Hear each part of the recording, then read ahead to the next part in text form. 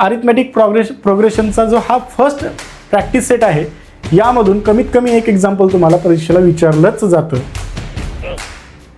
म्हणजे ज्याला पहिला प्रॅक्टिस सेट जमला त्याला 2 ते 3 मार्क्स तुमचे फिक्स आहेत.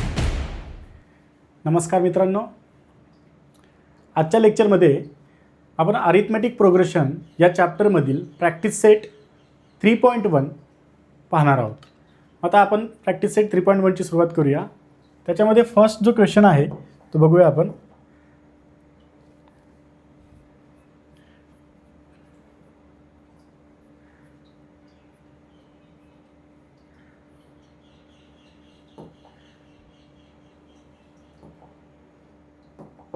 पहिला प्रश्न जो आहे तुम्हाला इथे दिसतोय.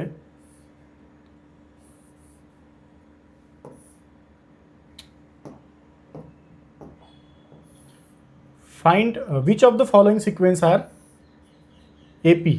Okay, which of the following sequences are AP असा प्रश्न आहे आपल्याकडे.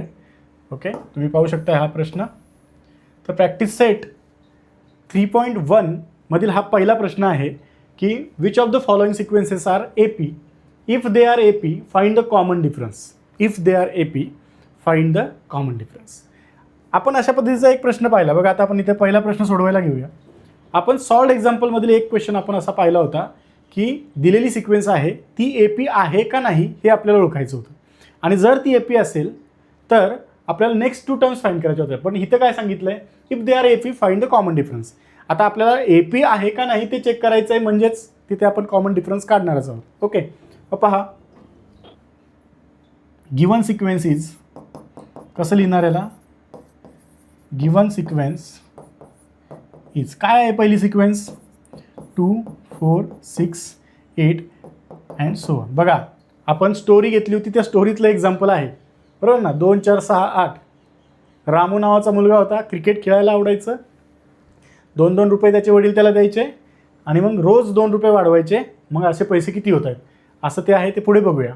आता इथे काय करायचं आहे, ही जी काही सिक्वेन्स आहे ती अरिथमेटिक प्रोग्रेशन आहे का नाही, which of the following sequence are AP हे आहे का नाही ते आपल्याला फाइंड करायचं आहे. आता कशा पद्धतीने आपण हे फाइंड करणार आहोत, तर बघा आपल्याला इथे काय लिहिता येईल, तर गिवन सिक्वेन्स आपण लिहिलेली आहे. याच्यावरून आपण काय म्हणणार, हिअर T1 म्हणजे काय, फर्स्ट टर्म काय आहे 2. T2 म्हणजे काय, सेकंड टर्म. T3 म्हणजे काय, थर्ड टर्म. आणि T4 म्हणजे काय, तर फोर्थ टर्म. आता आपल्याला टर्म्स लिहून झालेले आहेत. आपण इथे काय फाइंड करू शकतो, तर कॉमन डिफरन्स फाइंड करू शकतो. मग आता बघा कॉमन डिफरन्स फाइंड करण्यासाठी आपण काय म्हणतो, तर T2 - T1 हा किती आहे चेक करायचा. 4 - 2 = 2 बरोबर. त्यानंतर T3 - T2 किती आहे, तर 6 - 4 = 2. आणि T4 - T3 हा सुद्धा किती आहे, तर 8 - 6 = 2. तर तुम्ही इथं पाहू शकता हा जो काय प्रत्येक कॉन्झिक्युटिव्ह टर्म्समधला जो काही डिफरन्स आहे, कॉमन डिफरन्स आहे, तो किती येतोय, 2 येतोय. आणि तो सगळीकडे 2 येतोय, which is constant. Therefore we can say that the given sequence is AP. So here the difference between 2 consecutive term is constant असं आपण म्हणू शकतो बरोबर ना. यालाच बघा आपण अशा पद्धतीने लिहू शकतो. Here the difference between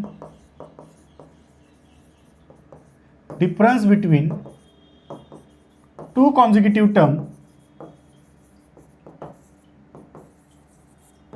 is constant. Correct है. Therefore given sequence is an arithmetic progression. Given sequence काय असणार आहे, त्यामुळे अरिथमेटिक प्रोग्रेशन असणार आहे. आणि कॉमन डिफरन्स काय असणार आहे इथे, तर कॉमन डिफरन्स काय असेल तुमचा, बघा तुम्हाला इथे कॉमन डिफरन्स सुद्धा लिहिता येईल. सो देअरफॉर कॉमन डिफरन्स आपण कशाने रिप्रेझेंट करतो, represented by small d which is equals to what 2. तर हे तुमचं फायनल आन्सर तुम्हाला असं मिळालेलं आहे. सो अशा पद्धतीने आपल्याला हे गणित सोडवायचं आहे. सर्वांना समजलं. सुरुवातीला काय केलं आपण, दिलेली सिक्वेन्स जी होती ती लिहून घेतली. त्यानंतरनी फर्स्ट टर्म लिहिली, सेकंड टर्म लिहिली, थर्ड टर्म लिहिली आणि फोर्थ टर्म लिहिली. देन आपण काय केलं, प्रत्येक एनी 2 कॉन्झिक्युटिव्ह नंबर्समधला डिफरन्स फाइंड केला. तो आपल्याला 2 2 2 मिळाला इथे. So here therefore we can write the difference between 2 consecutive term is a constant. Therefore given sequence is an is an arithmetic progression. Okay, so the common difference is d is equals to 2. Okay, समजलंय सर्वांना. आता आपण next example पाहूया. याच्यामध्ये next बघा काय होती, आपण इथूनच कॉपी करूया ती 2 5/2. बघा सेकंड काय आहे 2 5/2, देन 3 7/3. इंटरेस्टिंग आहे 3 7/3 अँड सो ऑन. पहा दुसरीच सिक्वेन्स आपल्याला अशा पद्धतीची मिळालेली आहे. बघा आता आपल्याला काय करायचं आहे, उत्तर कसं लिहायचं आहे, the given sequence is given sequence is 2 5/2 3 7/3 and so on. Okay, so here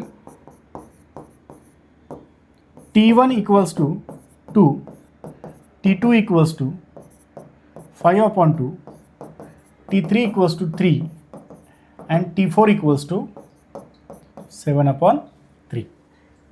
so therefore आपण इथं काय लिहू शकतो, t2 minus t1 is equals to, बघा काय आहे 5/2 minus 2 is equals to, कशा पद्धतीने करतो रे आपण हे 5/2 minus 2 आपल्याला क्रॉस मल्टिप्लिकेशन करावं लागेल. 5 मल्टिप्लाइड बाय 2 टू जा, कारण याच्या खाली काय असतो, डिनॉमिनेटरला 1 असतो. म्हणजे 2 टू जा किती येतो 4, आणि हा 2 × 1 2, म्हणजे आपल्याला उत्तर मिळालं 5 - 4 म्हणजे 1/2. So here the value of t2 - t1 is equals to, so therefore t2 - t1 is equals to किती मिळाला आहे 1/2 मिळालेला आहे. काय मिळालं आपल्याला इथं 1/2 मिळालेलं आहे. करेक्ट आहे, इथपर्यंत समजलं. आता पुढे जाऊया. पुढची टर्म काय आहे, t3 - t2 करावं लागेल आपल्याला. मग इथे करूया आपण t3 - t2. काय येतो t3 काय आहे आपल्याकडे, तर t3ची व्हॅल्यू होती आपली 3 आणि t2ची व्हॅल्यू होती आपली 5/2. आता तुम्ही मला सांगायचं इथे पुन्हा या 3चा डिनॉमिनेटर 1 असणार आहे. मग क्रॉस मल्टिप्लिकेशन करूया. 3 टू जा 6 -5 divided by 2 × 1 2 which is equals to what again 1/2. म्हणजेच देअरफॉर t3 - t2 हा सुद्धा आपल्याला किती मिळाला आहे 1/2. म्हणजे आपल्याला इथे याचा पण आन्सर मिळालेला आहे, ते सुद्धा आहे 1/2 आहे. आता राहिलं शेवटचं t4 - t3. t4 आपली काय होतं, t4ची व्हॅल्यू होती आपली 7/3, बरोबर 7/3 मायनस t3 काय होता आपला 3. पुन्हा याचं क्रॉस मल्टिप्लिकेशन करावं लागेल. इथे डिनॉमिनेटरला 3च्या 1 असणार आहे. 7 × 1 7, 3 × 3 9 divided by 3 × 1 3. So which is equals to minus what 7 - 9 -2 divided by 3. बघा आता इथे काय मिळालं आपल्याला 7/3 -3, याचा आन्सर मिळाला आपल्याला -2/3, बरोबर ना. So t4 - t3 is equals to काय मिळालं -2/3. म्हणजे आपल्याला तुम्ही पाहू शकता इथे. मला सांगा जो काही डिफरन्स होता कॉन्झिक्युटिव्ह टर्म्समधला तो कॉन्स्टंट मिळालेला आहे का, तर नाही. तो कसा मिळालेला नाही आहे, कॉन्स्टंट मिळालेला नाही आहे.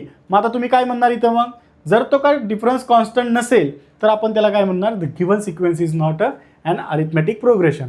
So here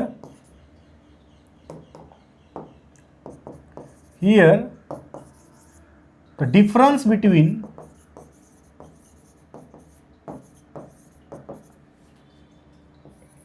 any two consecutive number is not constant. Correct? Therefore given sequence is not an arithmetic progression. बरोबर, is not an arithmetic progression. समजलं सर्वांना. ही अरिथमेटिक प्रोग्रेशन का नाही आहे हे तुम्हाला व्यवस्थित समजलेलं आहे. कारण इथे तुमचा जो काही बघा डिफरन्स आहे, इथे -2.3 आला, इथे 1/2 आला, इथेच चेंज होतोय, बरोबर ना. हा सर्व सेम पाहिजे, आयदर तो 1/2 हवा होता किंवा -2/3 हवा होता. ठीक आहे, पुढचा एक्झाम्पल पाहूया आपण. पुढचं एक्झाम्पल काय आहे बघा. पुढचं एक्झाम्पल आपण पाहूया. सिक्वेन्स कोणती होती पुढची, तर -10 -6 -2 2 -10 -6 -10 -6 -2 2 अँड सो ऑन. अशा पद्धतीची सिक्वेन्स आपल्याला प्रॅक्टिस सेट 3.1 मधला पहिल्या प्रश्नामधला तिसरा प्रश्न सिक्वेन्स दिलेली आहे. आपल्याला चेक करायचं आहे whether it is a arithmetic progression or not. Okay, आणि जर असेल तर कॉमन डिफरन्स. सो सांगितल्याप्रमाणे काय करणार आपण, गिवन सिक्वेन्स इज -10, -6, -2, 2. करेक्ट आहे. Here T1 is equals to -10, T2 is equals to -6, T3 is equals to -2 आणि T4 is equals to किती आहे तर 2 आहे. ओके, नाव आपण असं म्हणू शकतो इथे T2 - T1 is equals to -6 -10. याला जर व्यवस्थित सिम्प्लिफाय केलं तर तुम्हाला काय मिळेल, -6 या मायनसला मल्टिप्लाय केलं +10. उत्तर किती येतं रे, +4. आता हे मी तुम्हाला linear equations in two variable जिथं शिकवलं होतं, ज्यावेळेस शिकवलं त्यावेळेस तुम्हाला मी सांगितलं होतं कशा पद्धतीने ॲडिशन करायचे. आणि लक्षात ठेवा शेवटपर्यंत म्हणजे 10th स्टँडर्डमध्ये सगळ्यात जास्त इम्पॉर्टंट काय आहे तर ॲडिशन ऑफ 2 इंटिजर्स. समजतंय, multiplication of 2 integers, BODMAS rule, या गोष्टी ज्याला जमतात तो मॅथ्समध्ये मार्क्स मिळवणार. कारण तुम्हाला खूप मोठ्या मोठ्या नंबर्सची कॅल्क्युलेशन इथे करायची नाही आहे. खूप छोट्या छोट्या अंकांची, खूप छोट्या छोट्या नंबर्सची ॲडिशन सबट्रॅक्शन तुम्हाला करायची. साईन तुम्हाला व्यवस्थित लिहायचं आहे नंबर्सचं. जर तुम्हाला ते येत असणार आहे तर तुम्हाला चांगले मार्क्स पडतील, अदरवाईज तुम्हाला मार्क्स पडणार नाहीत. ओके, मग अगोदर हे परफेक्ट करून घ्या. ॲडिशन, सबट्रॅक्शन, मल्टिप्लिकेशन आणि डिव्हिजन, बॉडमॉस रूल हे तुम्हाला माहीत असणं गरजेचं आहे. ओके, ठीक आहे. सो इथे काय मिळालं, therefore T2 - T1 is equals to काय मिळालं रे, 4 मिळालं. आपण याला काय करूया, ब्रॅकेट करूया, म्हणजे काय समजायला सोपं जातं. ओके, आता पुढे जाऊया. पुढे काय आहे आपल्याकडे, तर पुढचं जे आहे ते आहे T3 - T2 is equals to T3 - T2. काय आहे T3 आहे -2 ऑफ -2 मायनस ऑफ -6. करेक्ट आहे, T3 - T2. बघा पुन्हा -2 + 6 म्हणजे उत्तर आलं 4. म्हणजे इथे सुद्धा आपण लिहू शकतो therefore T3 - T2 is equals to काय मिळालं आहे तर 4 मिळालेला आहे. काय मिळालेलं आहे तर 4 मिळालेला आहे. ओके, अशा पद्धतीने आपण हे डिफरन्स फाइंड करतो. आता राहिला शेवटचा काय आहे तर T4 - T3. काय होता रे T4 होता आपल्याकडे 2. ओके, सो 2 - 2 किती येणार आहे 2 + 2 which is equals to 4. So therefore T4 - T3 is equals to किती मिळाला तर 4 मिळाला. आणि मग अशा पद्धतीने आपल्याला इथे हे मिळणार आहे. सो आपण इथे म्हणणार आहे here the difference between 2 consecutive number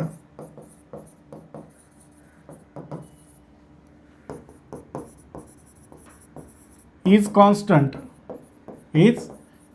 तुम्ही पाहू शकता 4 4 4 सगळीकडे मिळालं. And therefore given sequence is an arithmetic progression and therefore common difference is equals to काय denoted by D is equals to काय लिहिणार तुम्ही 4. आणि त्याला काय करावं लागेल आपल्याला तर ब्रॅकेट. करावं लागेल. तर अशा पद्धतीने तुम्हाला हे एक्झाम्पल्स सोडवता येतील. 3 एक्झाम्पल्स पाहिलेत आपण. आता आपण हळूहळू यातला अजून एक असं एक्झाम्पल्स घेणार आहोत. आय होप तुम्हाला हे समजलेलं आहे. 1 मार्क्ससाठी किंवा 2 मार्क्ससाठी हा बोर्डच्या परीक्षेमध्ये तुम्हाला विचारला जाणारा प्रश्न आहे. अतिशय सोपा प्रश्न आहे. ओके, ठीक आहे. पुढचा प्रश्न पाहूया. पुढची सिक्वेन्स काय आहे आपली, तर पुढची सिक्वेन्स आहे बघा 4था प्रश्न 0.33 0.33 0.33 आणि 0.333. ओके, अशा पद्धतीचा प्रश्न आहे. बघा प्रश्न एकदा नीट पाहूया आपण काय प्रश्न आहे.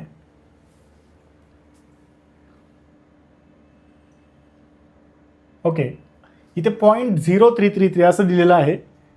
एकदा चेक करावं लागेल ते आपल्याला बरोबर आहे का नाही ते.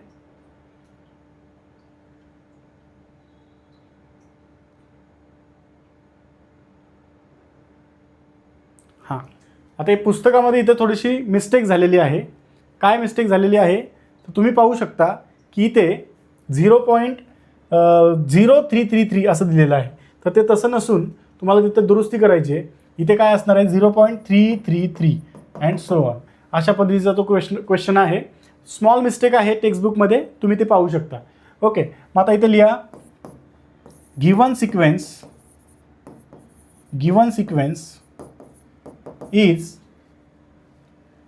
0.3, 0.33, 0.333. Okay, here T1 is equals to 0.3, T2 is equals to 0.33, T3 equals to 0.333. जेवढे दिलेत तेवढंच पाहायचं, जास्त पाहण्याची गरज नाही. आपल्याला 3 टर्म्स दिलेत ना, 3 टर्म्सच लिहा. ओके, चौथी टर्म्स लिहिण्याचा प्रयत्नही करू नका, गरजही नाही. ओके, जेवढ्या आहेत तेवढ्यातच आपलं चेक करायचं आणि पाहायचं. ठीक आहे, आता इथे पाहूया. सो फर्स्ट आपल्याला काय करणार आपण नाव T2 मायनस T1. T2 काय आहे रे आपला 0.33 मायनस 0.3 करा बरं. 0.33 मायनस 0.3. बघा खूप जणांना हा सबट्रॅक्शन जमत नाही. आपण ते व्यवस्थित करूया. बघा कशा पद्धतीने करायचं आहे. तर 0.33 मायनस 0.3 असं येते, बरोबर ना. 3 म्हणजेच काय असणार आहे 30. करेक्ट आहे का नाही. 0.3 0.33 3 म्हणजेच 0.30. ठीक आहे, मग आता सबट्रॅक्शन करूया. इथे 3 येणार, हा 0 गेला, राहिलं 0.03. म्हणजे याचा कॉमन डिफरन्स नाही म्हणू शकत, याचं सबट्रॅक्शन काय येणार आहे, किती येणार आहे तर 0.03 काय येणार आहे तर 0.03.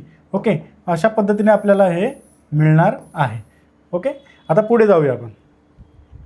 पुढचा आहे T3 minus T2 is equals to what. बघा आता T3 काय होतं 0.333 मायनस 0.33, बरोबर ना. आता इथे आपण करूया परत एकदा 0.333 0.330. मी तुम्हाला सांगितलेलं आहे आपल्याला अशा पद्धतीने करायचं असतं, बरोबर ना. सो इथे आला 0.03. मग इथं जर तुम्ही पाहिलं therefore T3 minus T2 is equals to किती मिळाला 0.003. तुम्हीच सांगा रे, आहे का. हा जो काय आपला डिफरन्स आहे तो कॉन्स्टंट आहे का, सेम आहे का, तर नाही आहे. मग नाही आहे तर काय करावं लागेल आपल्याला, काय म्हणणार आपण since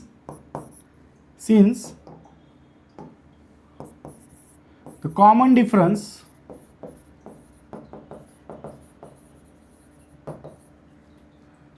is not constant, therefore given sequence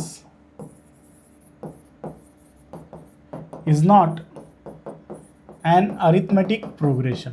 okay, अशा पद्धतीने आपण हा पण प्रश्न इथे सोडवलेला आहे. छान पद्धतीचे एक्झाम्पल्स आपल्याकडे आहेत. पुढे जाऊया आपण. पुढचा प्रश्न काय आहे तर पुढे आहे बघा, पुढची सिक्वेन्स आहे 0 -4 0 -4 -8 -12 अँड सो ऑन. पटकन करायचं आहे. मला तुम्ही सांगायचं आहे की याच्या बाबतीत काय. बघा थोडंसं वेगवेगळ्या टाईपचे एक्झाम्पल्स आहेत म्हणून आपण ते घेतोय, वेगवेगळ्या टाईपचे सिक्वेन्सेस आहेत म्हणून आपण ते घेतोय. ओके, 0 -4 -8 -12. सांगा भाऊ काय करायचं आहे. तर इथे पहिल्यांदा काय करावं लागेल तर given sequence is 0 -4 -8 -12 and so on. Here T1 is equals to 0, T2 is equals to -4, T3 equals to -8, T4 equals to -12. So now T2 minus T1 is equals to -4 - 0 is equals to -4.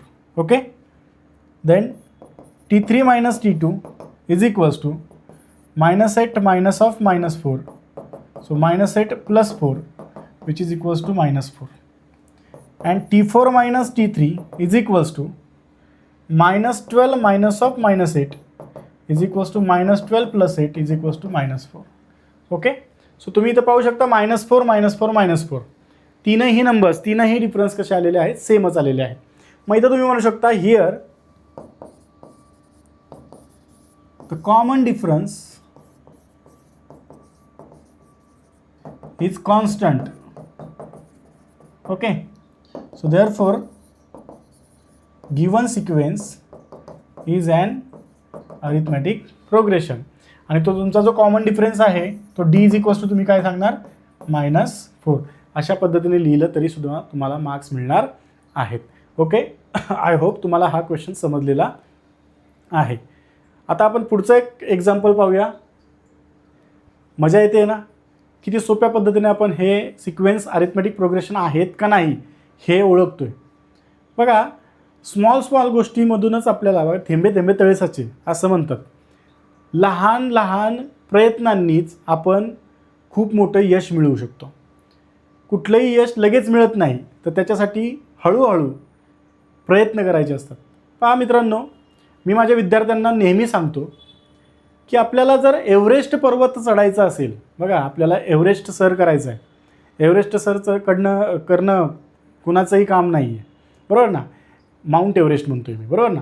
So mount Everest sir करायचं असेल तर आपण काय direct mount Everest चढायला जाणार आहे का, नाही. सुरुवातीला काय करावं लागणार आहेत, आपल्या घराच्या जवळ असणाऱ्या टेकड्या आपल्याला शोधाव्या लागतील. मग त्या टेकड्या चढण्याचं काम, त्या टेकड्या सर करण्याचं काम सुरुवातीला आपल्याला सुरू करावं लागेल. त्याच्यासाठी सकाळी लवकर उठावं लागेल, चालावं लागेल. चालून आपला जो स्टॅमिना आहे तो थोडा इन्क्रीज होणार आहे. टेकड्या चढल्यानंतर थोडंसं टेकड्यावरती गेल्यानंतर आपल्याला हळूहळू कॉन्फिडन्स येणार आहे की हा बाबा आपला स्टॅमिना कितपर्यंत टिकतो आहे, आपण किती लांबपर्यंत चालत जाऊ शकतो हे आपल्याला समजणार आहे. मग टेकडी झाली की हळूहळू काय करा, घराशेजारी जर एखादा मोठा डोंगर असेल किंवा गड असेल, गड किल्ले फिरा. गड किल्ले तुम्हाला सर केले पाहिजेत. मग गड किल्ला ज्यावेळेस तुम्ही आरामामध्ये एकदम व्यवस्थितपणे, तुम्हाला जास्त दम नाही लागला पाहिजे, एकदम परफेक्टपणे जर तुम्ही चढू शकत असाल ठरवलेल्या वेळेमध्ये, तर तुमचा स्टॅमिना अजून बिल्ड झाला आहे असं आपण म्हणू शकतो. बरं, ते झालं. त्यानंतर काय करणार, एक लॉंग कुठेतरी एक लांबपर्यंत चालत जाण्याचं, एखादी मॅरेथॉन असेल किंवा लांब चालत जा कुठेतरी 25-30 किलोमीटर, तो टप्पा तुम्ही पार करू शकताय का ते पहा. असं करत तुम्हाला दररोज काही ना काहीतरी थोडंसं इम्प्रूव्हमेंट करावं लागेल. आणि ती इम्प्रूव्हमेंट झाल्यानंतर शेवटी तुम्ही माउंट एव्हरेस्ट सर करण्यासाठी पात्र होताल स्वतःच्या नजरेत, बरोबर ना. मग पात्र झाल्यानंतर तुम्ही जाऊ शकता तिकडे माउंट एव्हरेस्ट चढायला. बाबा हा, आता माझ्याकडे तेवढा स्टॅमिना आहे, पर्सनॅलिटी तेवढी माझी डेव्हलप झालेली आहे, मी बॉडी फिट आहे माझी, आणि मग मी माउंट एव्हरेस्ट चढायला जाऊ शकतो. त्यावेळेस मात्र नक्की तुम्हाला यश मिळणार आहे, कारण तो माउंट एव्हरेस्ट चढण्यासाठी तुम्ही वर्षभर मेहनत घेतलेली असणार आहे. मग गणितामध्ये पण तेच आहे. आदल्या रात्री उठला, अभ्यास केला आणि दुसऱ्या दिवशी जाऊन पेपरमध्ये लिहिलं, मार्क्स मिळणार आहेत का, शक्य नाही. तुक्के लागतील, थोडेफार मार्क्स मिळतील, परंतु जर चांगले मार्क्स मिळवायचे असतील तर वर्षभर तुम्हाला मेहनत करावीच लागेल. आणि जर तुम्ही वर्षभर मेहनत केली तर मात्र तुम्हाला काय मिळणार आहे, चांगले मार्क्स मिळणार आहेत. त्यासाठी तुम्हाला हे व्हिडिओज पाहावे लागतील, त्याचा अभ्यास करावा लागेल, प्रत्येक प्रॅक्टिस सेट सोडवावा लागेल, राहिलेले एक्झाम्पल सोडवावे लागतील, सॉल्व्ड एक्झाम्पल पाहावे लागतील, आणि हे सगळं केल्यानंतर तुम्हाला मार्क्स मिळणार आहेत. ओके, मग आता इथे पहा, पुढचं एक्झाम्पल आपण पाहूया. पुढचं एक्झाम्पल काय आहे, पुढची सिक्वेन्स जी आहे ती बघूया. 6 नंबरचं एक्झाम्पल आहे, -1/5. बघा, -1/5. त्यानंतरची काय आहे टर्म, तर -1/5, पुन्हा -1/5, आणि नंतर पुन्हा अजून काय आहे तर -1/5 and so on. Same number पुन्हा येतो आहे. पाहूया काय करायचं. तर ही गिवन सिक्वेन्सीज, आपली सुरुवात नेहमी अशीच असली पाहिजे बरं का. गिवन सिक्वेन्स इज काय असेल, -1/5, -1/5, -1/5. ओके, मग आता बघा, -1/5, -1/5, -1/5 असं लिहिलं आपण. हिअर काय म्हणणार आपण, तर T1 is equals to -1/5, T2 is equals to -1/5, T3 equals to -1/5. Okay, आता T3 पर्यंत आपल्याला दिलेलं आहे. सो नाव आपण डिफरन्स फाइंड करूया.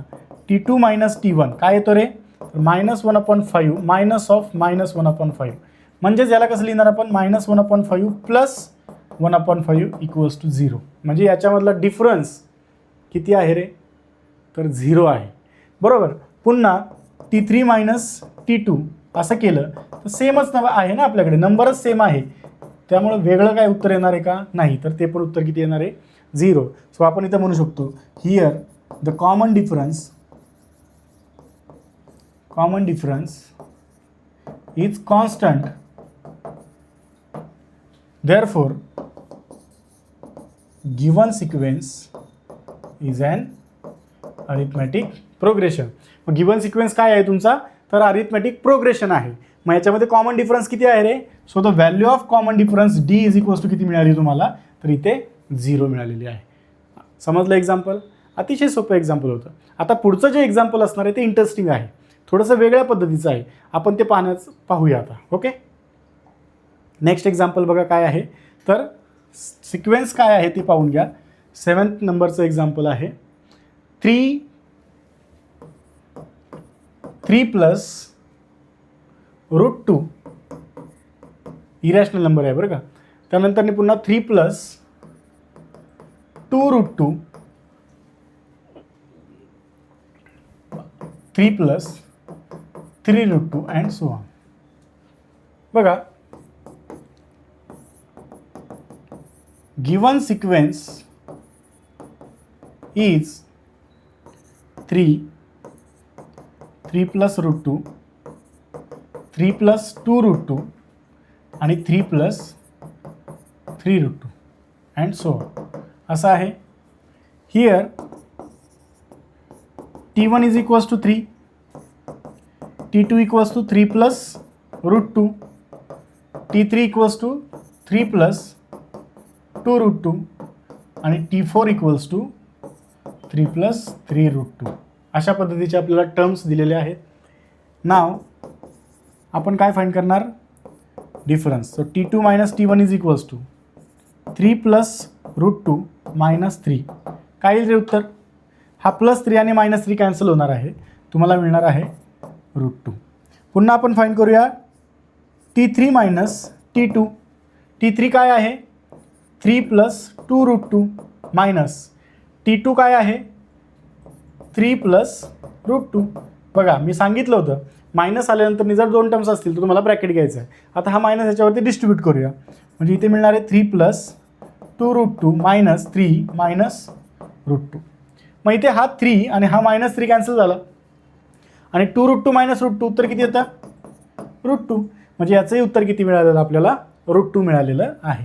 आता राहिला शेवट T4 मायनस T3. इथे काय मिळणार आहे बघा, तर 3 plus 3√2 मायनस 3 plus 2√2. पुन्हा सेम 3 plus 3√2 मायनस 3 मायनस 2√2. उत्तर येणार आहे √2, कारण हे कॅन्सल होणार आहे. ठीक आहे, म्हणजे इथे जर तुम्ही पाहू शकता, मग आपण इथं असं लिहिणार, हिअर the common difference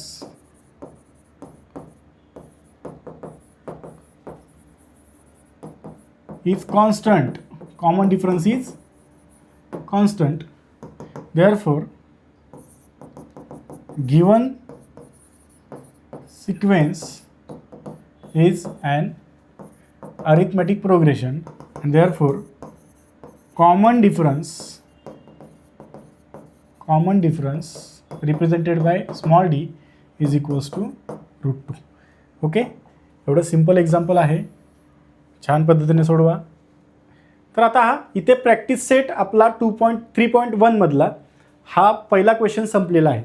एक क्वेश्चन राहिलेला आहे बघा. पुढचा जो क्वेश्चन आहे काय आहे, 8 नंबरचा क्वेश्चन आहे. सिक्वेन्स तुम्हाला देतो, मला तुम्ही याचं उत्तर कमेंटमध्ये सांगायचं आहे. 127, 132, 137 अँड सो ऑन. तर ही दिलेली सिक्वेन्स अरिथमेटिक प्रोग्रेशन आहे का नाही हे मला तुम्ही सांगायचं आहे. याचं उत्तर मला कमेंटमध्ये आत्ता सांगायचं आहे तुम्ही.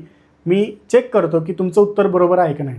इथे पाहिल्यानंतरच आपल्याला समजते की इथे काहीतरी पॅटर्न दिसतोय. 127 + 5 केल्यानंतर किती मिळतो, 132 + 5 केल्यानंतर 137.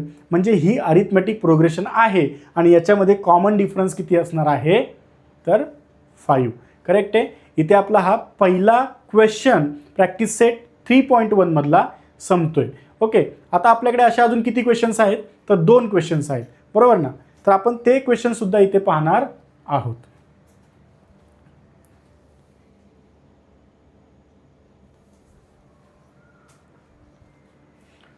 ओके, चला तर आपण आपला पुढचा प्रश्न पाहूया. पुढचा प्रश्न काय आहे,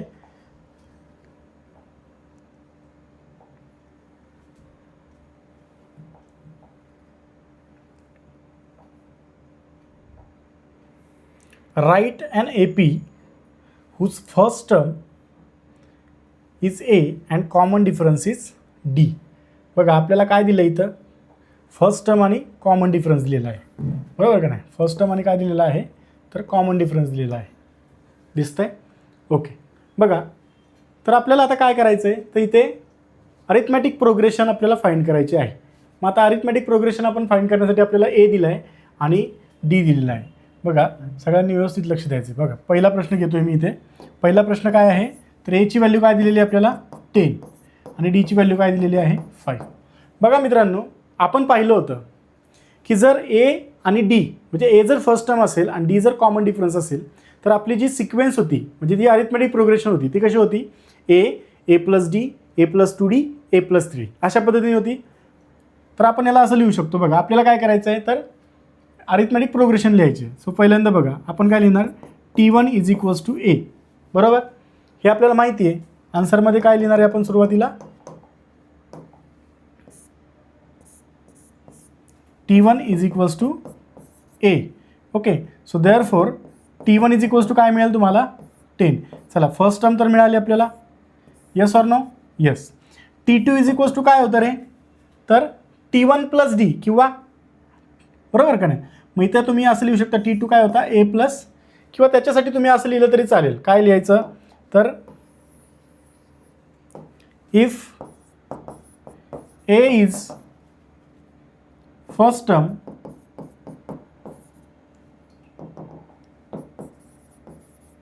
and D is common difference,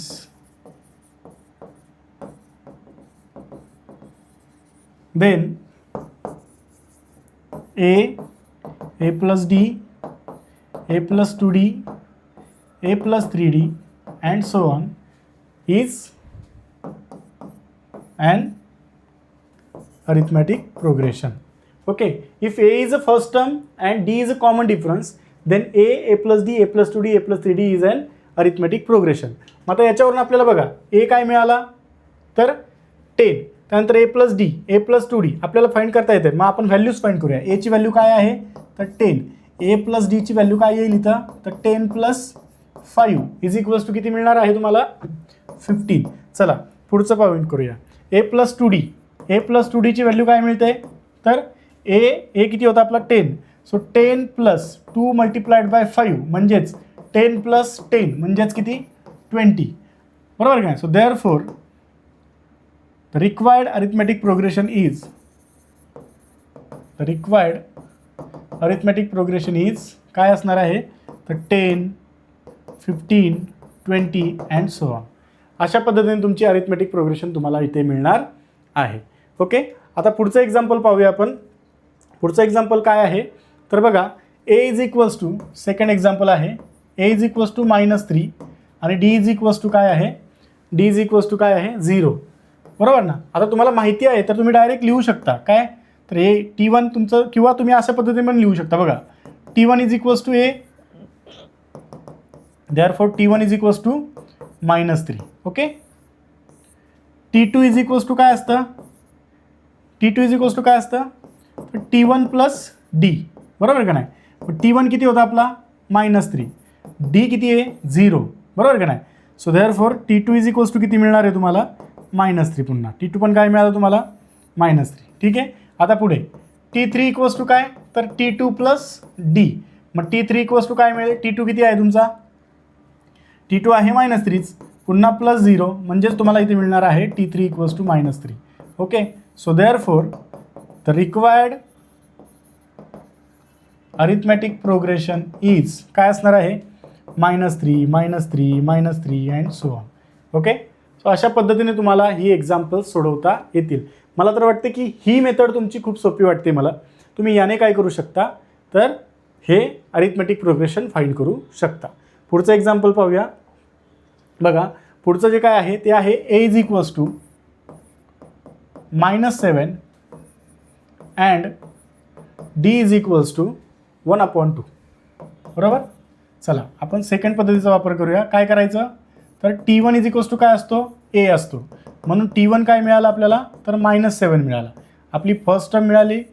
okay, now T2 is equals to काय असतो, तर T1 प्लस D असतो. मग T1 किती मिळालं आपल्याला, -7 प्लस D किती आहे, 1/2.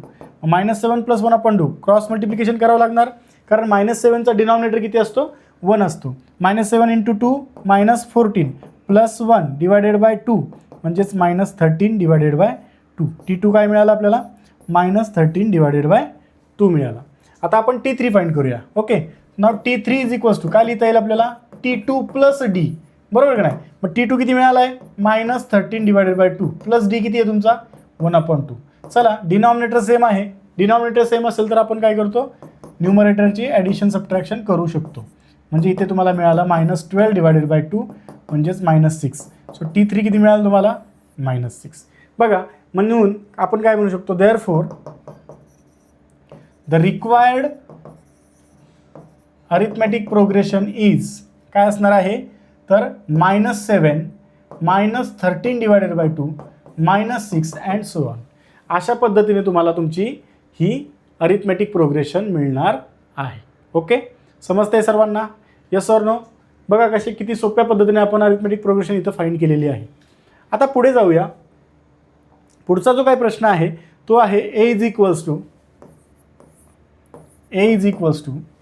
-1.25 आणि d इज इक्वल्स टू काय आहे आपल्याकडे, तर 3. d इज इक्वल्स टू काय आहे, 3 आहे.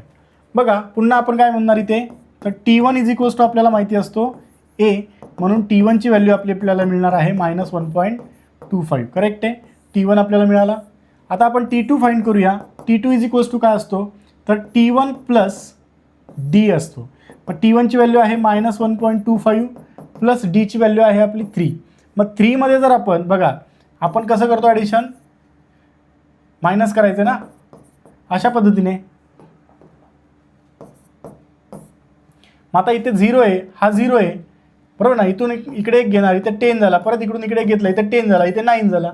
10मधून 5 गेले राहिले 5, 9तून 2 गेले राहिले 7, आणि इथे पॉईंट 2मधून 1 गेला तर राहतो 1.75. करेक्ट आहे.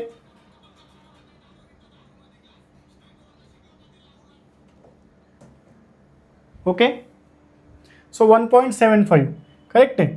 सो आपल्याला मिळालं इथं 1.75. सो T2 किती मिळाला, therefore T2 is equals to मिळाला 1.75. करेक्ट आहे. आपल्याला अशा पद्धतीने T2 मिळाला. आता पुढे जाऊया. आता आपल्याला फाइंड करायचं आहे T3. So T3 equals to काय मिळतो आपल्याला, T2 प्लस D.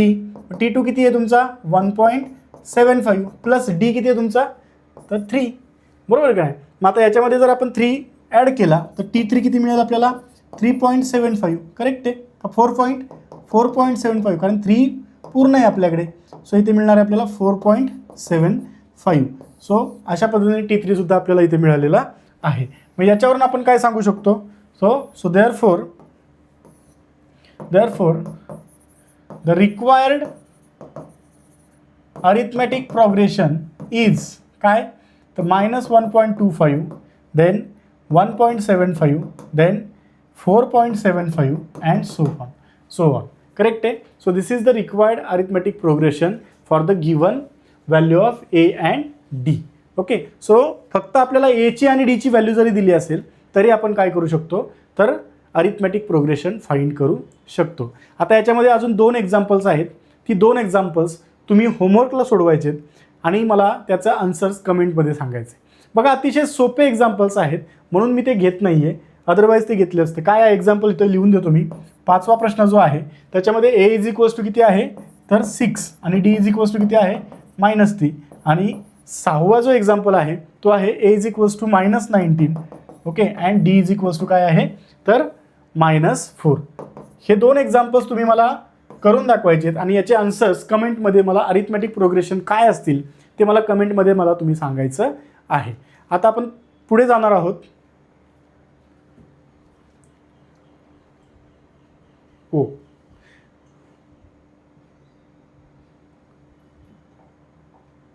बघा आता आपण पुढे जाणार आहोत. पुढचा जो काही प्रश्न आहे, तिसरा प्रश्न याच्यामधला, find the first term and common difference for each of the AP.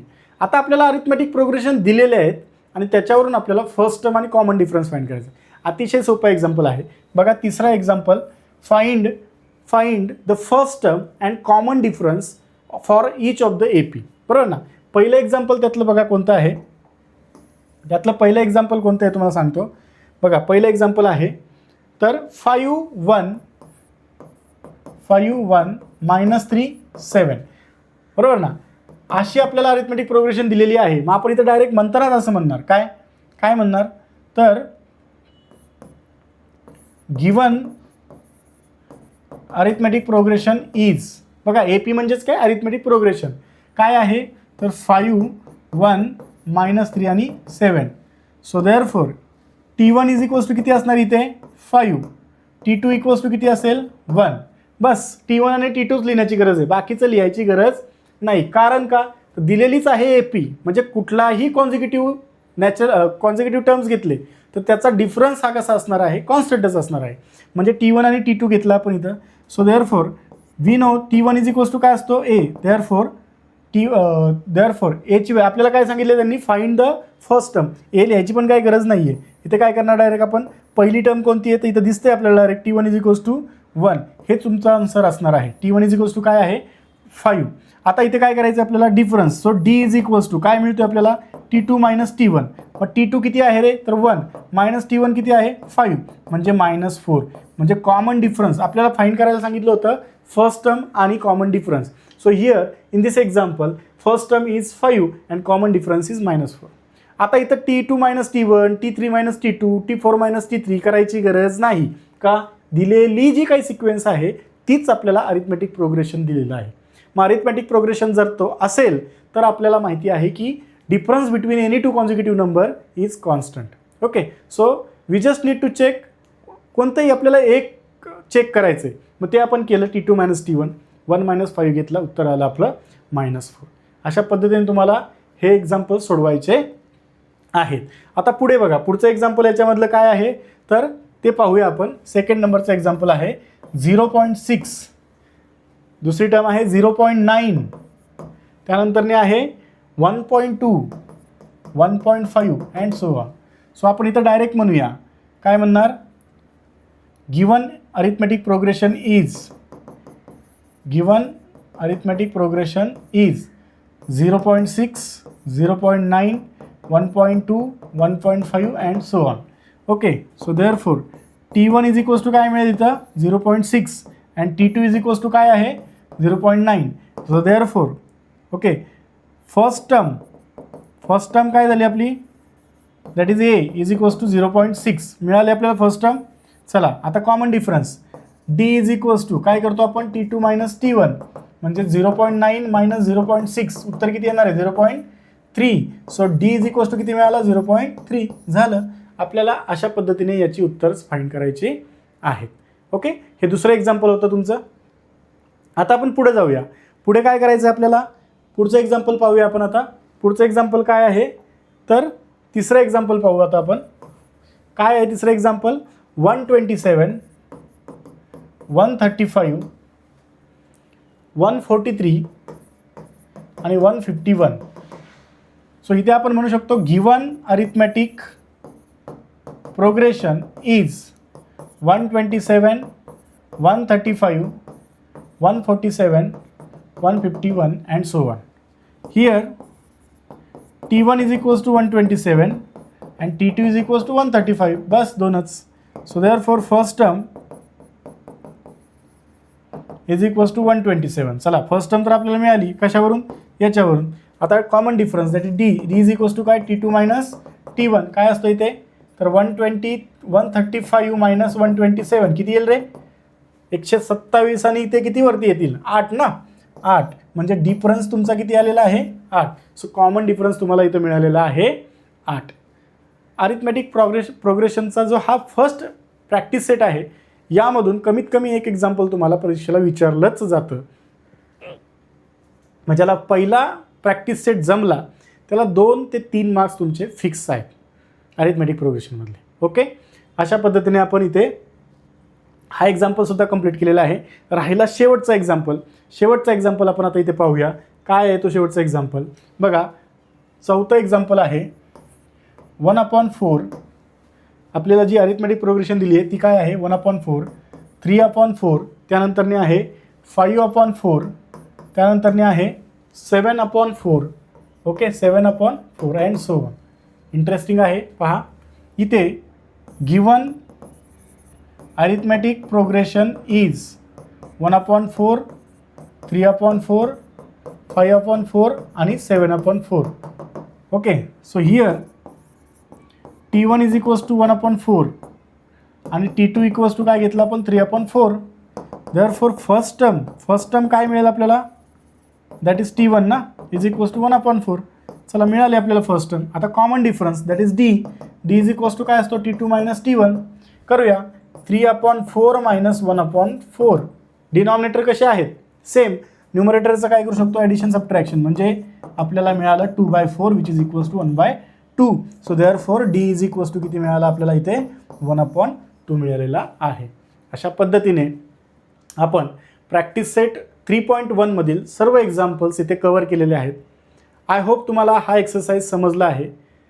राहिलेले जे काही एक्झाम्पल्स आहेत ते तुम्हाला प्रॅक्टिस करायचे आहेत आणि प्रॅक्टिस करत असताना काही प्रॉब्लेम आला तर तुम्ही मला संपर्क करू शकता, मला कॉन्टॅक्ट करू शकता किंवा याच्यामध्ये कमेंट करा. तुम्हाला त्या कमेंटला उत्तर दिले जातील. ओके, आता राहिलेला जो काही पार्ट आहे अरिथमॅटिक प्रोग्रेशनचा तो आपण नेक्स्ट चॅप्टरमध्ये किंवा नेक्स्ट सेशनमध्ये पाहणार आहोत. ओके, तोपर्यंत आता इथं आपण थांबतोय.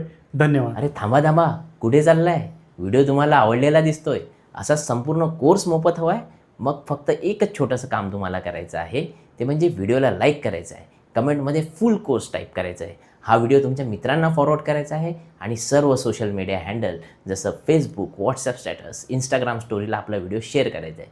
त्याचा स्क्रीनशॉट घेऊन आमचं इंस्टाग्राम हँडल आहे BAK_फाउंडेशन, याला तो शेअर करायचा आहे. तुमच्या इंस्टाग्रामच्या इनबॉक्समध्ये संपूर्ण कोर्सचा ॲक्सेस तुम्हाला मिळेल. ओके, आणि अशाच नवनवीन अपडेट्ससाठी तुम्हाला चॅनलला सबस्क्राईब करायचं आहे आणि पुढील व्हिडिओ बघण्यासाठी या लिंकवर क्लिक करा. धन्यवाद.